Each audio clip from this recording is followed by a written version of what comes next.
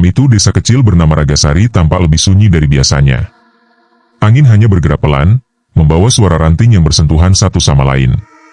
Warga desa sudah terbiasa dengan kesunyian, namun malam itu memiliki suasana berbeda, seperti ada sesuatu yang sedang menunggu untuk diperhatikan. Cerita ini dimulai dari 3 pria yang dikenal sebagai sahabat sejak kecil, yaitu Bara, Imran, dan Jalu. Mereka bertiga harus menempuh perjalanan pulang melewati jalur hutan bambu setelah menghadiri acara hajatan di desa sebelah yang bernama Wanaraya. Perjalanan ini sebenarnya bukan hal baru bagi mereka. Jalur bambu itu adalah jalan pintas yang sering digunakan warga jika tidak ingin memutar terlalu jauh. Jalannya sempit, gelap, dan hanya ditandai oleh deretan batang bambu tinggi yang berdiri rapat seperti dinding. Namun karena malam itu bulan sedang terang, mereka bertiga merasa tidak perlu takut. Mereka hanya ingin cepat sampai rumah agar bisa beristirahat. Bara berjalan paling depan. Dari semua sahabatnya, dia yang paling suka tantangan. Imran berada di tengah sambil memegang lampu baterai yang sejak awal terlihat kurang stabil. Sedangkan Jalu berjalan paling belakang dengan raut wajah tegang. Jalu tidak terlalu suka lewat jalur bambu pada malam hari. Ia pernah mendengar cerita dari sesepuh desa tentang hal-hal yang tidak boleh dilakukan di jalur itu. Namun karena 2 sahabatnya memutuskan lewat sana, ia ikut saja. Awal perjalanan masih terasa normal. Mereka sempat bercanda kecil untuk mengurangi rasa lelah. Namun semakin mereka melangkah jauh, suara lingkungan sekitar mulai berubah. Angin yang tadi terasa biasa, kini terdengar lebih berat ketika melewati sela-sela bambu. Suara gesekan bambu seperti saling memanggil. Tidak ada suara binatang malam. Tidak ada jangkrik. Tidak ada burung kecil yang biasanya mencari tempat tidur di cabang bambu. Hening total. Hening yang tidak wajar. Imran menghentikan langkahnya. Ia menoleh ke arah 2 sahabatnya. Lampu baterai yang ia bawa tiba-tiba berkedip padahal baterainya baru diganti sebelum acara. Bara mengangkat tangan, menyuruh mereka untuk tetap jalan. Namun Jalu mulai merasa ada yang diperhatikan dari balik pepohonan. Mereka bertiga kembali berjalan. Baru beberapa langkah, mereka mencium bau aneh. Bau itu lembab dan menusuk hidung. Imran refleks menutup hidung. Ia mengira bau itu berasal dari bangkai binatang. Namun Jalu langsung menggeleng. Ia yakin itu bukan bau bangkai, melainkan bau yang sering ia dengar dari cerita warga tua. Bau darah manusia yang sudah lama mengering. Bara hanya menelan ludah, mencoba tidak terpancing oleh pikiran negatif. Saat itu Bara mendengar sesuatu. Suara langkah kecil yang tidak berasal dari mereka bertiga. Langkah itu pelan, tapi jelas terdengar di antara suara bambu yang bergesek. Bara sempat berpikir mungkin itu tikus atau hewan kecil lain. Namun ritme langkah itu tidak cocok dengan langkah hewan.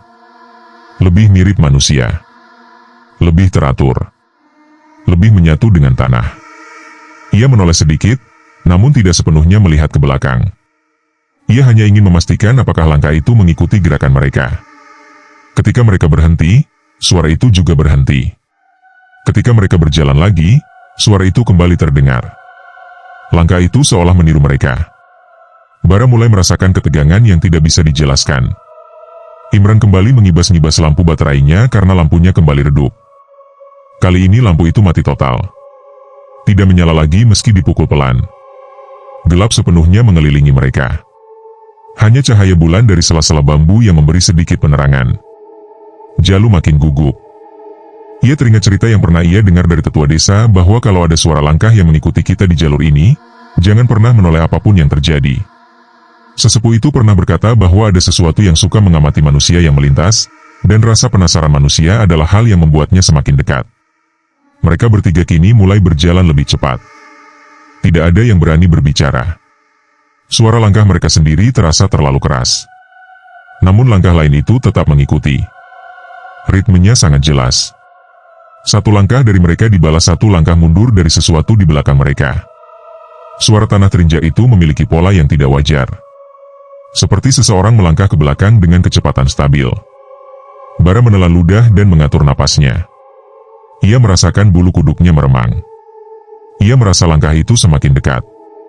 Ia berusaha mengabaikannya, tetapi hatinya bersikeras mengatakan bahwa apapun yang mengikuti mereka bukanlah manusia.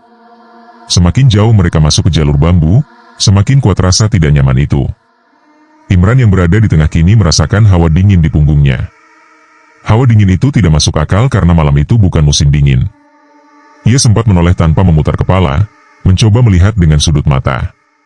Tidak ada apapun yang terlihat, tetapi ia mendengar langkah itu lebih dekat dari sebelumnya. Seperti seseorang berdiri hanya beberapa meter di belakang mereka. Jalu yang sejak awal paling waspada kini mulai kehilangan kesabarannya. Ia berbisik lirih kepada Bara meminta agar mereka tidak berhenti atau menoleh. Suaranya sangat pelan namun terdengar penuh ketakutan. Bara mengangguk tanpa menoleh. Mereka bertiga mempercepat langkah. Suara langkah yang mengikuti mereka ikut berubah. Kini ritmenya lebih cepat. Lebih agresif. Seakan makhluk itu semakin yakin bahwa mereka sedang ketakutan. Mereka berjalan semakin dalam hutan bambu. Udara semakin berat.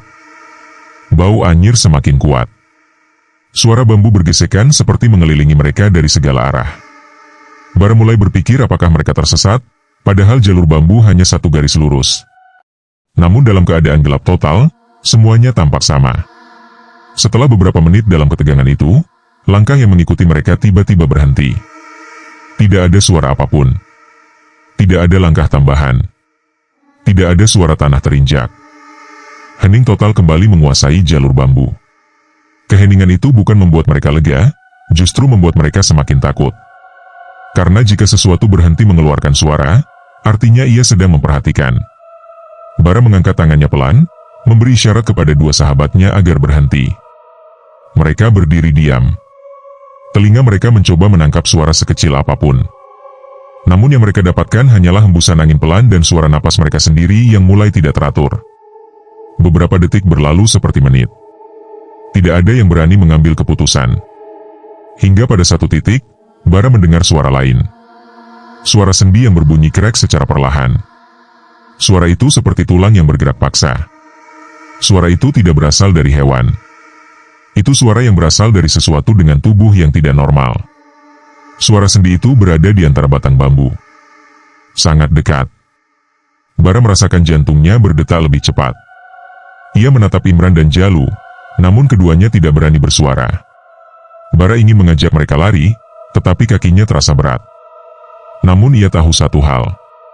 Apapun yang mengeluarkan suara itu, hanya menunggu mereka menoleh. Keheningan itu terasa seperti menekan dada mereka. Bara berdiri paling depan, mencoba menenangkan napasnya yang mulai tidak stabil.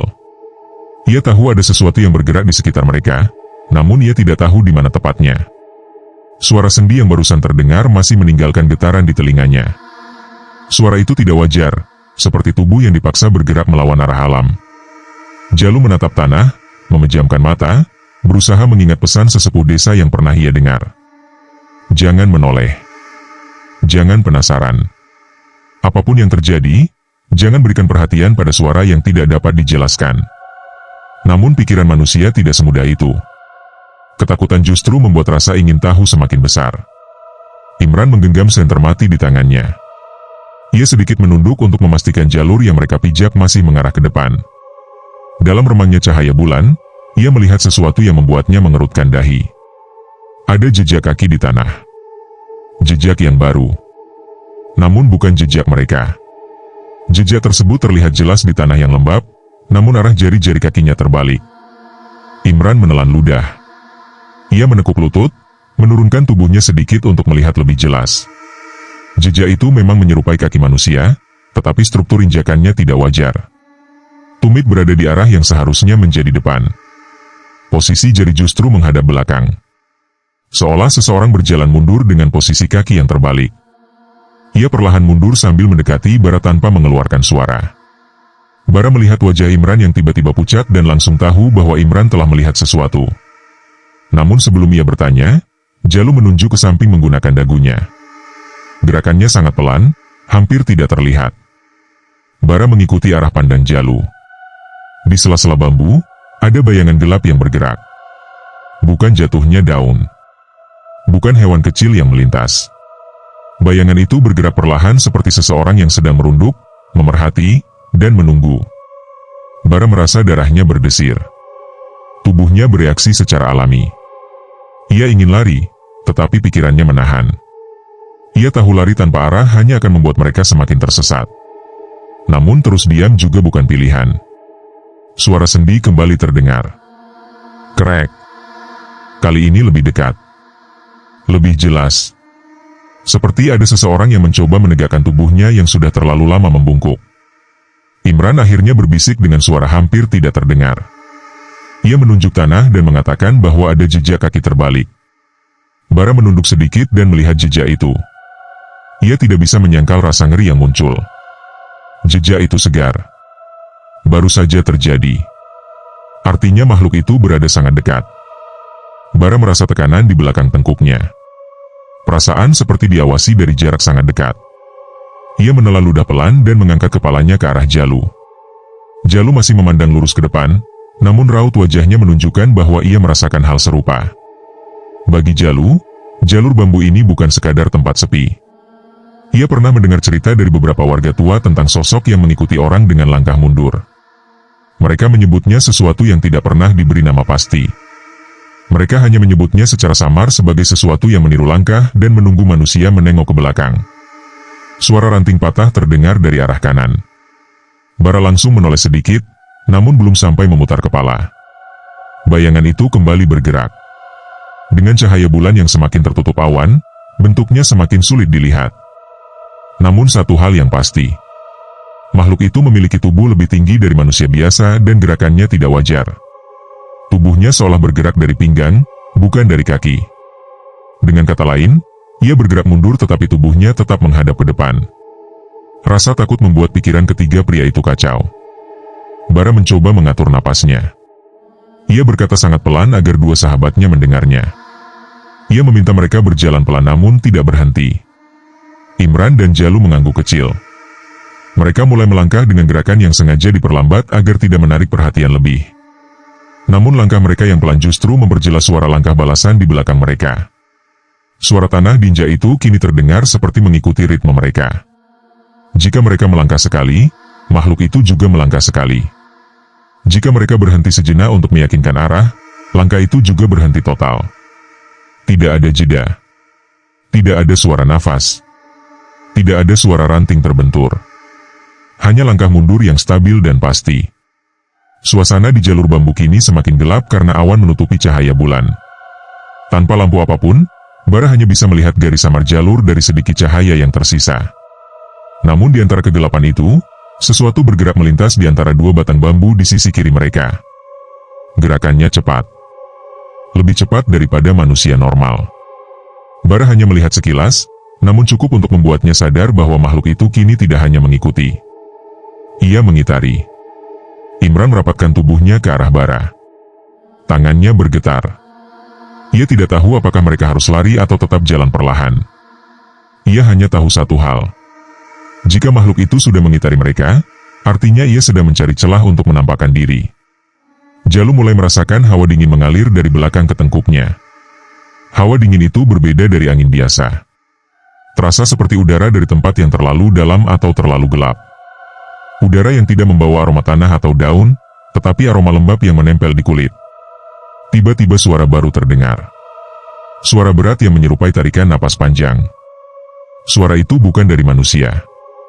Lebih dalam. Lebih rendah. Dan terasa seperti berada tepat di belakang mereka. Tiga pria itu tidak berani menoleh. Mereka terus melangkah walau kaki mereka terasa kaku. Suara napas itu berhenti. Digantikan oleh suara lain. Suara krek yang berasal dari sendi yang bergerak paksa. Suara itu seperti tubuh yang coba berdiri setelah terlalu lama membungkuk tidak wajar. Bara menutup matanya sejenak. Ia yakin makhluk itu sedang mengubah posisinya untuk meniru postur manusia. Namun yang membuat keadaan semakin menakutkan adalah ketika suara langkah itu terdengar lagi. Kali ini lebih cepat. Tidak lagi mengikuti ritme mereka. Makhluk itu kini melangkah mundur dengan kecepatan yang tidak masuk akal. Setiap langkahnya seperti menghantam tanah dengan keras. Bara yakin makhluk itu semakin dekat. Ia merasakan tanah bergetar halus di bawah kakinya setiap makhluk itu menginjak tanah. Imran tidak tahan lagi. Ia berbisik agar mereka lari. Namun sebelum Bara menjawab, suara di belakang mereka berhenti total. Dalam keheningan itu, mereka mendengar sesuatu yang tidak akan pernah mereka lupakan. Suara sendi berputar, lalu suara tubuh tertekuk. Suara itu tidak seperti manusia atau hewan. seperti sesuatu sedang membalikan tubuhnya untuk mengubah arah. Ketika suara itu selesai, kesunyian kembali menguasai jalur bambu. Namun bukan kesunyian yang menenangkan. Kesunyian itu seperti menunggu. Menunggu seseorang melakukan kesalahan. Dan pada detik itulah Bara menyadari satu hal.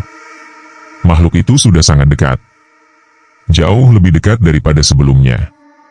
Suasana di jalur bambu kini terasa menekan seperti tangan besar yang menggenggam leher mereka. Tidak ada lagi angin. Tidak ada lagi suara gesekan bambu. Bahkan suara jantung mereka terdengar lebih jelas daripada suara alam. Bara, Imran, dan Jalu berdiri mematung dalam keheningan yang terlalu pekat. Mereka tidak tahu apakah harus lari atau tetap diam. Hanya satu hal yang mereka sadari. Makhluk itu sudah berada sangat dekat. Jaraknya tidak lagi puluhan meter. Mungkin hanya beberapa langkah di belakang mereka. Imran menggenggam lengan Bara dengan kuat. Tangannya dingin, seperti orang yang demam tinggi. Bara merasakan getaran dari genggaman itu. Getaran yang tidak berasal dari angin atau tanah, tetapi dari rasa takut murni. Jalu mencoba mengatur napas. Ia menatap lurus ke jalur di depan, walaupun yang terlihat hanya siluet gelap bambu yang berdiri rapat. Tidak ada cahaya bulan. Tidak ada tanda kehidupan. Hanya kegelapan. Tiba-tiba suara itu kembali terdengar. Suara krek yang berasal dari belakang mereka. Suara itu seperti sesuatu sedang memaksa sendi tubuhnya bergerak ke arah yang tidak semestinya. Suara itu membuat bulu kuduk mereka meremang seketika. Dalam hening itu, suara tersebut terdengar sangat jelas. Bahkan mereka bisa membayangkan bagaimana tulang makhluk itu bergerak satu persatu. Bara menutup mata sejenak, mencoba menenangkan pikirannya. Namun menutup mata justru membuat imajinasinya semakin liar. Ia merasa seperti ada yang mengawasinya dari jarak satu langkah. Ia merasakan hawa dingin yang pelan-pelan merayap dari punggungnya. Hawa itu bukan hawa dingin dari angin malam. Hawa itu terasa seperti sesuatu yang tidak bernapas. Hawa yang tidak berasal dari makhluk hidup. Bara perlahan membuka mata dan berbisik lirih kepada dua sahabatnya agar mereka tetap berjalan pelan tanpa menoleh. Mereka bertiga mulai melangkah dengan sangat hati-hati. Tanpa suara yang berlebihan. Tanpa hentakan. Mereka berusaha tidak memancing perhatian. Namun langkah mereka justru memperjelas sesuatu. Suara langkah balasan yang sejak tadi mengikuti mereka kini terdengar lebih keras. Lebih agresif. Seperti makhluk itu sengaja menirukan langkah dengan cara yang ingin ditunjukkan. Setiap langkah mereka dibalas satu langkah mundur dari makhluk di belakang. Namun ritme makhluk itu tidak lagi stabil. Kadang cepat. Kadang lambat. Seolah makhluk itu sedang mempelajari pola langkah mereka. Bara mencoba tetap fokus ke depan. Namun sudut matanya menangkap sesuatu. Sebuah bayangan hitam di sisi kanan jalur. Bayangan itu melintas dari satu batang bambu ke batang lain dengan gerakan tidak alami. Seperti tubuh yang digerakkan dari arah belakang, bukan dari depan. Jalu yang berada paling belakang merasakan udara berubah. Hawa dingin tadi kini semakin kuat. Udara itu membawa aroma lembab yang sangat pekat. Aroma seperti tanah basah yang sudah terlalu lama tertutup. Aroma yang mengingatkannya pada liang kubur. Ia ingin berteriak, namun suaranya tercekat di tenggorokan. Ia tahu jika ia membuat suara keras, makhluk itu bisa saja langsung muncul dari gelap. Imran perlahan menunduk, memastikan bahwa mereka masih berjalan di jalur yang benar. Namun ketika ia melihat tanah, ia kembali melihat jejak kaki terbalik. Jejak itu lebih banyak daripada sebelumnya. Jejak itu tidak satu baris, tetapi berantakan seperti makhluk itu bergerak cepat sambil mundur. Jari-jarinya menghadap ke arah mereka. Seolah makhluk itu sudah berjalan di depan mereka dan kembali ke belakang lagi untuk mengepung. Saat Imran fokus pada jejak itu, suara baru muncul. Suara hela napas panjang dari arah belakang. Napas itu dalam, berat, dan terasa seperti napas makhluk dengan dada yang rusak. Suara itu begitu dekat hingga mereka bisa merasakan getaran kecil dari tanah. Bara langsung menghentikan langkahnya. Ia tidak berani berpikir lebih jauh. Namun ia tahu satu hal. Makhluk itu sedang berdiri tepat di belakang mereka. Mereka bertiga tidak bergerak. Tidak ada satupun yang berani menoleh. Namun tanpa menoleh pun mereka tahu bahwa makhluk itu sudah keluar dari persembunyiannya. Suasana berubah drastis. Kegelapan terasa lebih pekat. Bambu-bambu di sekitar mereka seolah menjadi lebih rapat. Udara jadi lebih berat untuk dihirup. Bara merasa tengkuknya ditarik sesuatu. Perasaan itu membuatnya hampir kehilangan kendali atas tubuhnya. Lalu suara itu terdengar lagi. Suara tubuh diseret pelan di tanah. Suara itu bukan suara kaki manusia normal. Suara itu seperti kaki panjang yang bergerak mundur tanpa menekuk lutut. Seperti tubuh yang hanya ditarik ke belakang oleh sesuatu yang tidak terlihat. Suara itu melingkar di sekitar mereka. Bara merasakan gelombang ketakutan yang belum pernah ia rasakan sebelumnya. Ia mulai kehilangan kemampuan berpikir jernih. Imran menggenggam lengan Bara lebih keras. Ia berbisik lirih bahwa suara itu semakin dekat. Jalu yang berada paling belakang kini merasa sesuatu menyentuh punggungnya. Sentuhan itu dingin. Sangat dingin. Ia gemetar hebat. Ia tahu ia tidak boleh menoleh.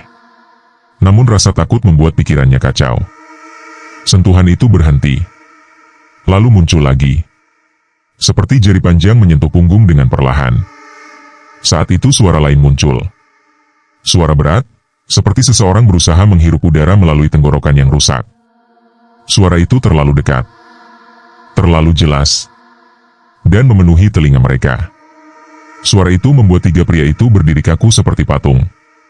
Bara akhirnya membuat keputusan cepat. Ia meraih lengan dua sahabatnya dan menarik mereka untuk berlari tanpa menoleh. Mereka bertiga berlari sekuat tenaga. Tanpa peduli arah. Tanpa peduli rintangan. Mereka hanya ingin menjauh dari suara itu. Jalur bambu bergoyang saat mereka menerobos. Daun bambu menampar wajah mereka. Tanah becek menghambat langkah mereka. Namun mereka tidak berhenti. Makhluk itu tidak lagi berjalan pelan. Suara langkah mundurnya berubah menjadi hentakan cepat yang mengikuti ritme lari mereka. Suara itu semakin dekat. Semakin cepat. Semakin agresif. Seperti makhluk itu bergerak mundur dengan kecepatan tidak wajar. Setiap langkahnya menghantam tanah dengan kekuatan yang membuat mereka yakin bahwa makhluk itu tidak sekadar mengejar. Ia mengincar. Dalam kepanikan itu, Bara melihat cahaya samar jauh di depan. Cahaya rumah warga desa Ragasari. Ia berteriak kepada dua sahabatnya agar terus berlari tanpa berhenti. Semakin dekat mereka dengan cahaya, semakin keras langkah makhluk itu di belakang. Seolah makhluk itu tahu bahwa batas kekuasaannya hanya sampai jalur bambu. Saat mereka hampir keluar dari hutan bambu, suara itu berhenti mendadak. Keheningan kembali muncul. Mereka berlari keluar hingga mencapai perbatasan desa. Tubuh mereka basah oleh keringat. Napas mereka tersengal. Namun ketika mereka menoleh bersama-sama ke jalur bambu, tidak ada apapun di sana. Hanya kegelapan. Tidak ada suara. Tidak ada gerakan. Namun satu hal berubah. Bambu-bambu di jalur itu kini terlihat seperti bergerak sendiri. Seperti ada sesuatu yang bersembunyi di baliknya. Malam itu adalah pertama kalinya mereka melihat bahwa cerita lama warga Ragasari bukan sekadar dongeng. Begitu mereka keluar dari jalur bambu dan mencapai batas desa, tubuh ketiga pria itu masih gemetar hebat.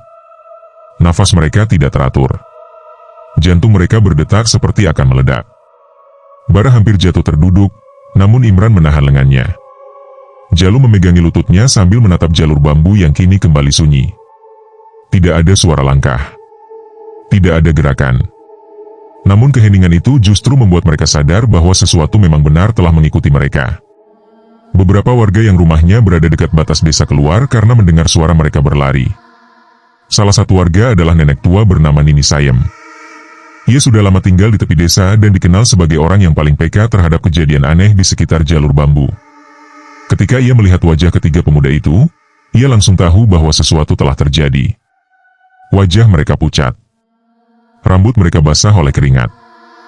Mata mereka penuh ketakutan. Itu bukan ketakutan biasa. Itu ketakutan seseorang yang baru saja melihat sesuatu yang tidak seharusnya dilihat oleh manusia. Nini Sayem berjalan mendekat dengan langkah pelan. Ia tidak langsung bertanya. Ia hanya menatap tiga pria itu dengan sorot mata yang seolah tahu apa yang telah terjadi. Baru setelah beberapa detik, ia bertanya dengan suara lembut namun tegas.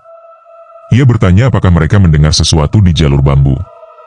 Pertanyaan itu membuat tubuh Jalu kembali bergetar. Bara dan Imran saling menatap. Mereka tidak ingin menjawab, Tetapi mata Nini Sayem memaksa mereka berkata jujur.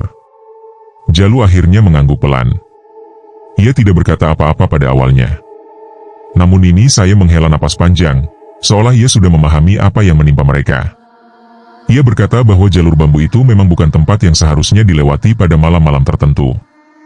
Menurutnya ada waktu-waktu di mana sesuatu yang bukan manusia muncul untuk menjaga jalur itu. Ia menyebutnya sebagai sosok yang berjalan mundur. Sosok yang mengikuti siapapun yang lewat dengan langkah terbalik. Bara yang masih memegang pinggir bajunya untuk menahan getar di tangan akhirnya memberanikan diri bertanya. Ia bertanya apa sebenarnya yang mengikuti mereka. Ia ingin penjelasan. Ia ingin tahu apakah makhluk itu nyata atau sekadar halusinasi. Nini Sayem memandang jalur bambu dengan raut wajah yang tidak bisa dibaca. Ia mengatakan bahwa makhluk itu memang nyata bagi yang pernah melihatnya. Ia mengatakan bahwa puluhan tahun yang lalu ada pria desa bernama Raksa yang menghilang di jalur itu. Raksa ditemukan beberapa hari kemudian, namun tubuhnya sudah tidak sama. Tubuhnya patah di banyak bagian. Kakinya terbalik. Kepalanya condong ke belakang. Dan meskipun tubuhnya rusak, Raksa masih bergerak. Ia bergerak mundur tanpa melihat ke depan. Warga desa panik. Mereka menganggap Raksa sudah bukan manusia lagi. Tubuhnya akhirnya dikuburkan tanpa upacara. Namun banyak warga percaya bahwa sosok yang muncul di jalur bambu setiap malam tertentu adalah bayangan dari Raksa. Bayangan yang berjalan mundur. Bayangan yang selalu mencari perhatian. Cerita itu membuat ketiga pria tersebut semakin menelan ketakutan mereka. Namun yang membuat suasana semakin berat adalah ketika Nini Sayem berkata bahwa mereka bukan orang pertama yang dikejar oleh makhluk itu. Ada beberapa warga yang pernah mengalami kejadian serupa, tetapi tidak ada satupun yang berani mengatakannya secara terbuka. Mereka takut dianggap mengada-ada. Mereka lebih memilih diam daripada memancing sesuatu yang tidak ingin diingat. Saat Nini Sayem selesai bercerita, tiba-tiba seorang pria parubaya muncul dari dalam rumahnya. Orang itu adalah Pak Darsun, salah satu sesepuh desa dan penjaga arsip cerita lama. Ia mendengar percakapan mereka dari dalam rumahnya dan memutuskan untuk ikut keluar. Wajahnya serius dan sorot matanya langsung tertuju pada Bara, Imran, dan Jalu.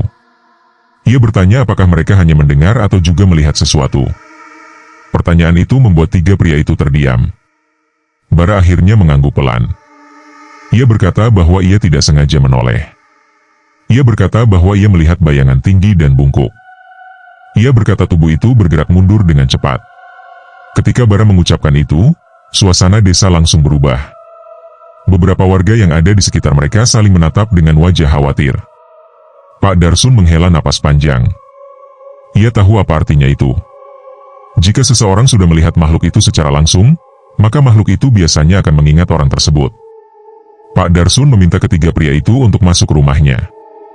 Ia berkata bahwa ada sesuatu yang harus mereka lihat. Walau takut, Bara dan dua sahabatnya mengikuti langkah Pak Darsun. Rumah itu tidak besar, namun penuh dengan barang-barang tua. Di sudut ruang tamu ada lemari kayu berisi kaset-kaset lama. Kaset dengan label tulisan tangan. Sebagian sudah berdebu. Sebagian lagi terlihat sangat tua seolah tidak pernah dipindahkan dari tempatnya selama puluhan tahun. Pak Darsun mengambil satu kaset berwarna coklat kusam. Labelnya bertuliskan catatan penjaga malam tahun lama. Ia membawa kaset itu ke meja kayu dan meletakkannya dengan hati-hati.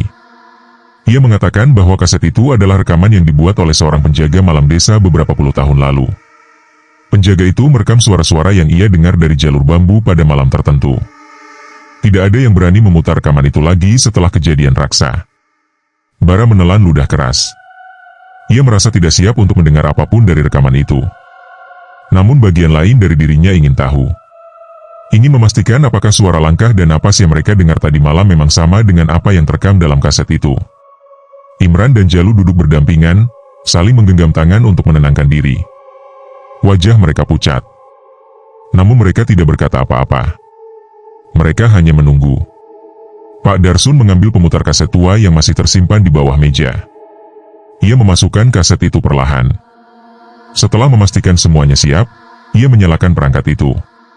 Suara mesin tua menggeram pelan. Kemudian kaset mulai berputar. Awalnya hanya terdengar suara angin. Suara angin yang mirip dengan suara yang mereka dengar di jalur bambu sebelum semuanya berubah menjadi mencekam. Kemudian suara daun dan ranting terdengar. Suara langkah penjaga malam yang merekam.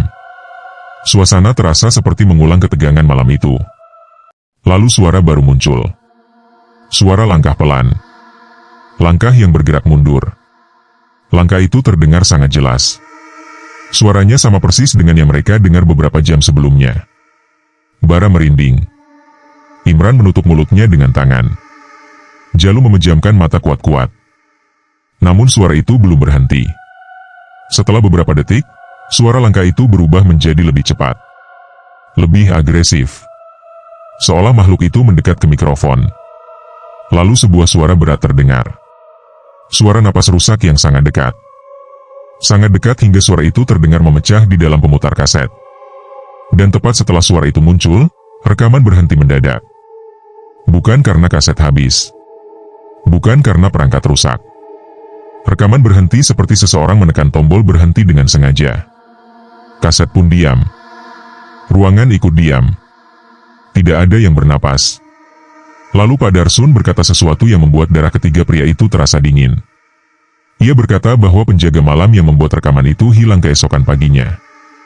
Dan tidak pernah ditemukan lagi. Setelah rekaman berhenti, tidak ada satupun dari mereka yang langsung berbicara. Bara, Imran, dan Jalu masih duduk dengan tubuh kaku seperti patung. Suara terakhir dari rekaman itu seakan masih menempel di telinga mereka, menghantui pikiran mereka tanpa jeda. Ruangan kecil milik Pak Darsun terasa sesak. Udara seperti tidak bisa masuk. Bahkan suara jangkrik dari luar rumah pun tidak mampu memecah ketegangan yang menekan dada mereka. Pak Darsun berdiri lama tanpa berkata apa-apa. Ia menatap pemutar kaset yang kini kembali diam. Raut wajahnya bukan hanya serius, tetapi juga seperti menyimpan ketakutan yang sudah terlalu lama ia pendam. Setelah beberapa saat, ia menatap ketiga pemuda itu dan berkata bahwa apa yang mereka dengar barusan hanyalah sebagian kecil dari kebenaran yang disembunyikan desa itu selama puluhan tahun. Bara akhirnya bersuara. Ia tidak lagi menahan ketakutannya. Ia bertanya apa sebenarnya makhluk itu. Mengapa ia selalu berjalan mundur? Mengapa ia mengejar orang-orang yang melewati jalur bambu? Ia ingin jawaban yang jelas dan tanpa disembunyikan. Ia berkata bahwa mereka berhak tahu karena mereka sudah mengalaminya langsung. Pak Darsun menghela napas panjang. Ia berjalan pelan menuju lemari tua lain di sudut ruangan. Dari sana ia mengambil sebuah buku catatan lusuh. Sampulnya sudah mengelupas, warnanya berubah kecoklatan. Ia menepuk debu tipis yang menempel sebelum membuka halaman pertama. Tulisan di dalamnya menggunakan huruf sambung lama, hampir sulit dibaca. Buku itu berisi catatan yang ditulis oleh para penjaga desa sejak puluhan tahun lalu. Catatan yang tidak pernah dibicarakan kepada warga biasa. Ia membuka salah satu halaman dan mulai membaca isi catatan itu dengan suara tenang namun berat. Catatan itu menceritakan tentang seorang pria bernama Raksa, sama seperti yang diceritakan oleh Nini Sayem. Namun versi catatan ini lebih rinci. Ada penjelasan yang tidak pernah warga dengar. Raksa dulunya bukan sekadar warga biasa. Ia adalah orang yang sering melanggar aturan adat di desa. Salah satu aturan terpenting adalah larangan memasuki jalur bambu saat malam hari tertentu, terutama saat angin datang dari arah lereng bukit. Raksa menganggap aturan itu hanya untuk menakut-nakuti anak kecil. Ia menganggap tidak ada yang perlu dicemaskan di tempat itu. Suatu malam, Raksa masuk ke jalur bambu sendirian. Ia membawa obor dan berjalan jauh hingga mencapai tengah jalur. Catatan itu menggambarkan bahwa Raksa mulai mendengar suara langkah mundur di belakangnya. Namun ia tidak takut. Ia justru mengejek suara itu dan menantangnya untuk muncul jika memang berani. Saat itulah ia melihat sosok itu untuk pertama kalinya. Sosok tinggi, bungkuk, tubuh kurus yang tampak seperti tulang terbungkus kulit. Kaki yang posisinya terbalik. Kepala yang tidak tegak seperti manusia. Sosok itu mendekat dengan langkah mundur yang cepat. Suara langkahnya tidak wajar. Tubuhnya bergeser seperti ditarik dari belakang. Catatan itu menggambarkan bahwa Raksa berusaha lari. Namun jalur bambu seperti berubah bentuk. Arah jalan terasa berputar. Pohon bambu seolah menutup jalan keluar. Raksa pun terjebak. Kejadian setelah itu menjadi tidak jelas, tetapi catatan hanya menuliskan satu hal. Ketika Raksa ditemukan 2 hari kemudian, ia sudah bukan manusia. Setelah membaca catatan itu, Pak Darsun menutup buku dengan perlahan. Ia mengatakan bahwa desa percaya bahwa apa yang terjadi pada Raksa bukan kecelakaan. Ia terkena sesuatu yang mengubah tubuhnya. Sesuatu yang tidak berasal dari dunia manusia. Sejak saat itu, pada malam-malam tertentu, sosok dengan tubuh bungkuk dan langkah mundur itu selalu muncul kembali. Tidak menyerang, tidak mencelakai, tetapi mengikuti siapapun yang lewat. Dan jika orang itu menoleh, sosok itu akan mengingat wajahnya. Kalimat terakhir itu membuat ketiga pemuda itu kembali terdiam. Bara menatap lantai dengan pikiran kacau. Ia menyesal menoleh. Ia menyesal tidak mematuhi instingnya untuk terus menatap ke depan. Imran menggigit bibir hingga hampir berdarah. Jalu duduk dengan kedua tangan menutupi mata, seolah tidak ingin melihat apapun lagi. Namun Pak Darsun belum selesai berbicara. Ia berkata bahwa setelah seseorang melihat sosok itu, akan ada 3 malam yang harus dilewati. 3 malam di mana makhluk itu akan mencoba mendekat kembali. Ia tidak akan masuk rumah, tetapi akan berada di luar. Ia akan berjalan di sekitar rumah, melangkah mundur sambil mengeluarkan suara napas rusak. Jika seseorang menatapnya lagi, maka makhluk itu akan mendekat lebih cepat pada malam berikutnya. Ketiga pemuda itu menelan ludah bersamaan. Ketakutan mereka yang tadinya hanya dari pengalaman jalur bambu kini berubah menjadi ketakutan yang lebih besar. Ketakutan bahwa makhluk itu belum selesai dengan mereka. Bara akhirnya bertanya apakah ada cara untuk menghindarinya. Cara agar makhluk itu berhenti mengikuti mereka. Pak Darsun menjawab bahwa ada sebuah cara, tetapi tidak ada yang pernah mencobanya lagi setelah kejadian puluhan tahun lalu. Cara itu bukan ritual, bukan pemanggilan, bukan upacara, melainkan aturan sederhana. Jangan pernah membuka pintu atau jendela ketika suara langkah mundur terdengar. Dan jangan sekali-kali menoleh, tidak peduli seberapa dekat suara itu berada. Ia mengatakan bahwa makhluk itu tidak bisa masuk rumah selama tidak ada celah yang sengaja dibuka manusia. Ia tidak bisa memaksa masuk. Ia hanya bisa menunggu di luar. Menunggu seseorang membuat kesalahan. Bara, Imran, dan Jalu saling bertukar pandang. Mereka tahu akan ada malam-malam panjang yang menunggu mereka. Malam-malam di mana mereka harus berpura-pura tidak mendengar apapun di luar. Malam-malam di mana mereka harus menahan rasa ingin tahu, rasa takut, dan dorongan untuk memastikan apakah makhluk itu benar-benar ada di depan rumah mereka. Pak Darsun kemudian berdiri dan menatap mereka satu persatu. Ia berkata bahwa kisah jalur bambu bukan sekadar cerita horor desa. Ini adalah peringatan.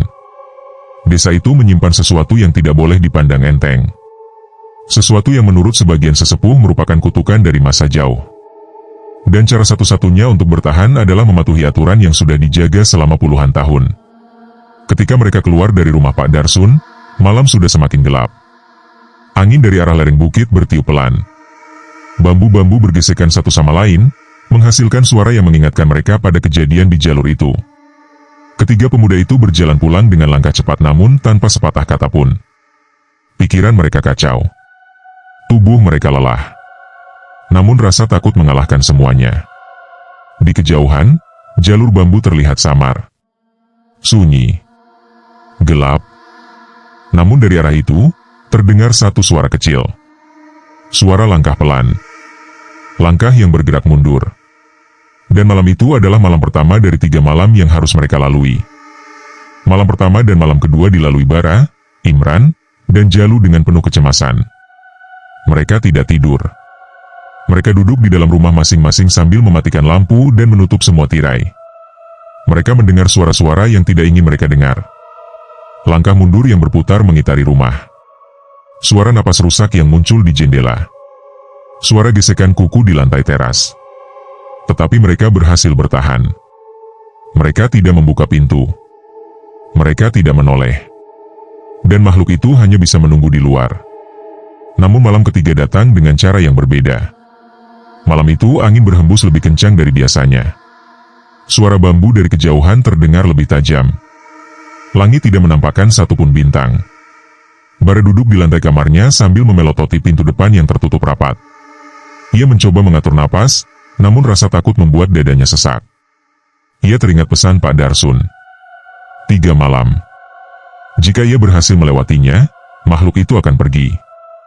Namun ketika ia menutup mata sejenak, suara itu terdengar. Langkah. Mundur.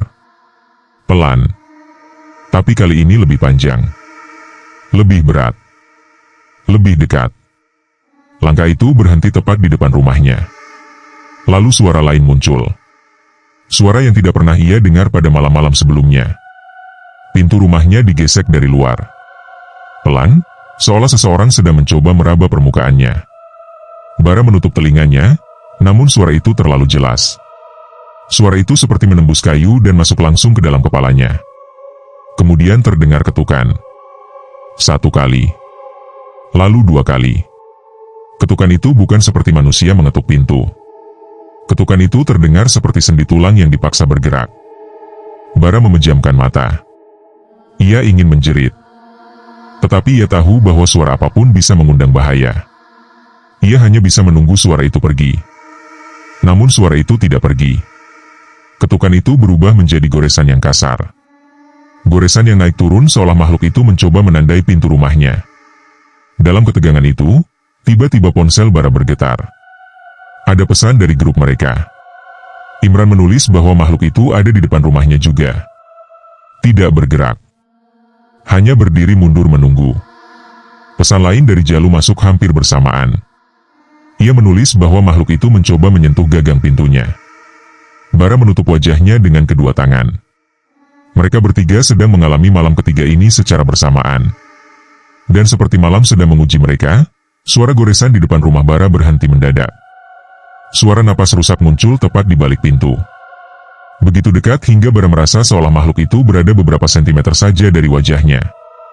Detik berikutnya sebuah suara terdengar. Suara yang halus. Suara yang lirih. Namun jelas.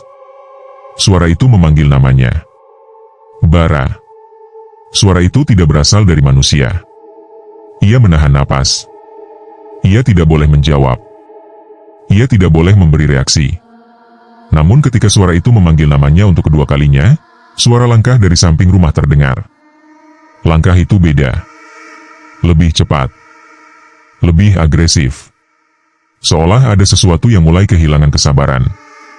Semua terjadi sangat cepat. Gagang pintu bergetar. Kunci pintu bergerak sendiri. Makhluk itu mencoba membuka pintu dari luar. Bara mundur sambil meraih kursi dan menyandarkannya pada pintu. Ia menahan napas. Ia menaruh seluruh berat tubuhnya pada pegangan pintu untuk mencegah makhluk itu berhasil masuk. Suara langkah mundur semakin keras. Napas makhluk itu semakin kasar. Gagang pintu berputar kuat. Sampai akhirnya suara itu berhenti. Benar-benar berhenti. Sunyi. Kemudian terdengar sebuah langkah menjauh. 1 langkah pelan yang mundur ke belakang. Lalu 1 lagi. Dan 1 lagi. Langkah itu terus terdengar hingga akhirnya semakin menjauh, menembus kegelapan malam. Makhluk itu pergi. Pagi harinya Bara keluar dengan hati-hati. Imran dan Jalu datang menyusul. Mereka bertiga berdiri di depan rumah Bara, menatap pintu yang penuh goresan panjang. Goresan itu bukan dari kuku manusia. Goresan itu seperti bekas tulang yang diseret paksa. Namun yang membuat mereka semakin merinding adalah satu hal lain. Di tanah, tepat di depan pintu, ada jejak kaki. Jejak kaki manusia. Namun posisinya menghadap ke belakang. Sejak malam itu, ketiganya sepakat tidak akan pernah melewati jalur bambu lagi. Mereka tidak akan pernah menoleh jika mendengar langkah mundur di malam hari. Dan mereka berjanji akan menjaga cerita ini agar warga lain tidak mengalami hal yang sama. Makhluk itu memang tidak pernah kembali. Namun jalur bambu itu tetap ada. Dan pada malam-malam tertentu, jika angin berhembus dari arah lereng bukit, warga desa kadang masih mendengar suara langkah mundur dari jauh. Pelan. Ritmis. Seolah makhluk itu masih menjaga tempatnya. Masih menunggu seseorang yang cukup berani untuk menoleh. Cerita ini menjadi pengingat bahwa tidak semua yang berjalan di dekat kita adalah manusia. Ada hal-hal di luar sana yang tidak boleh dipandang. Tidak boleh disapa. Dan tidak boleh diikuti. Kadang keselamatan hanya bergantung pada satu hal sederhana. Jangan pernah menoleh. Terima kasih telah mendengarkan cerita ini sampai akhir. Jika kamu suka dengan kisah horor nyata dan misteri seperti ini, jangan lupa tinggalkan komentar, tekan tombol suka, dan subscribe agar tidak ketinggalan cerita berikutnya. Sampai jumpa di kisah selanjutnya. Semoga malam ini berjalan biasa saja. Dan semoga tidak ada langkah yang terdengar di luar jendela rumahmu.